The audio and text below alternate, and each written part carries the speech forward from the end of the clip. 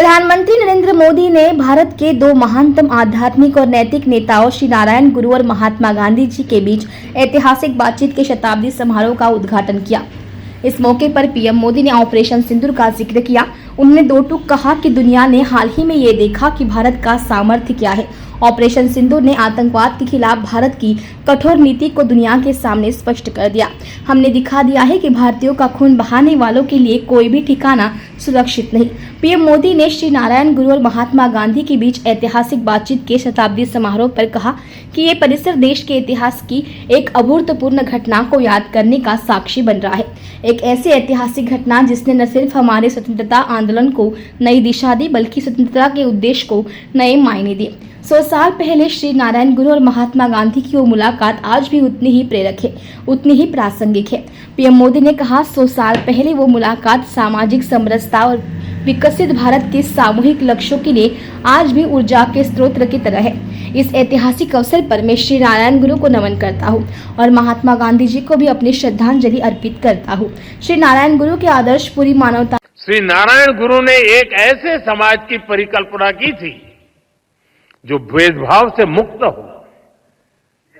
मुझे संतोष है कि आज देश सेचुरेशन अप्रोच पर चलते हुए भेदभाव की हर गुंजाइश को खत्म कर रहा है। लेकिन आप 10-11 साल पहले की हालत को याद करिए। आजादी के इतने दशक बाद भी करोड़ों देशवासी कैसा जीवन जीने को मजबूर थे। करोड़ों परिवारों के सिर पर छत तक नहीं थी। लाखों गांवों में पीने का साफ पानी नहीं था।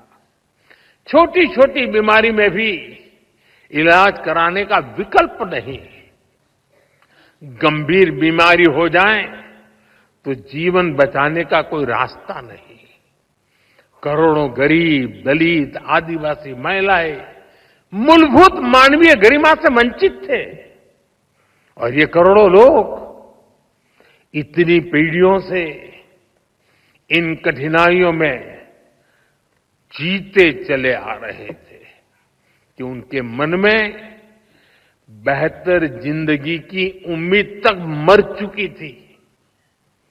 जब देश की इतनी बड़ी आबादी ऐसी पीड़ा और निराशा में थी, तब देश कैसे प्रगति कर सकता था।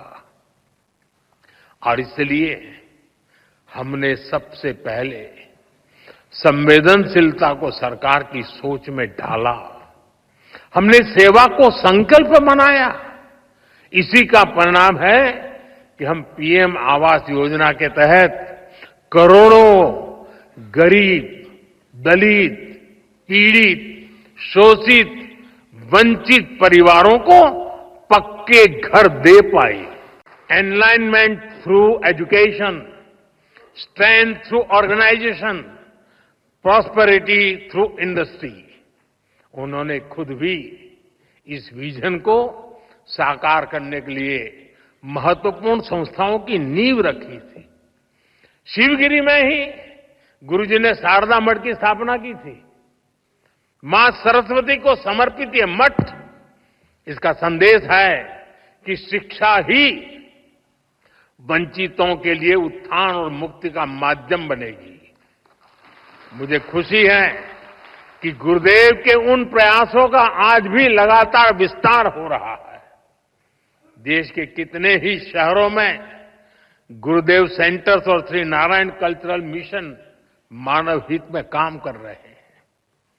साथियों, शिक्षा, संगठन और औद्योगिक प्रगति से समाज कल्याण के इस विजन की स्पष्ट छाप आज हम देश की नीतियों और निर्णयों में भी देख सकते हैं।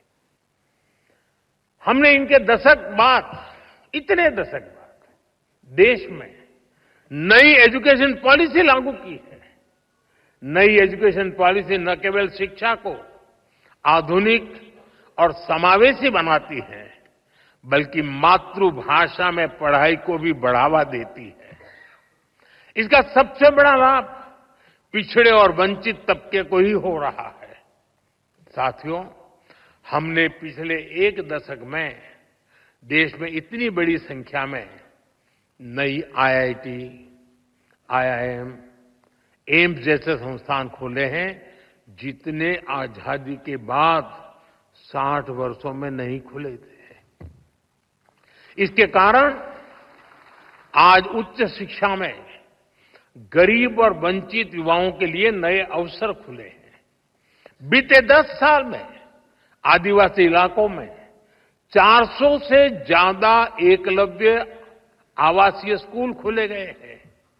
जो जनजातीय समाज कई पीढ़ियों से शिक्षा से वंचित थे, उनके बच्चे अब आगे बढ़ रहे हैं।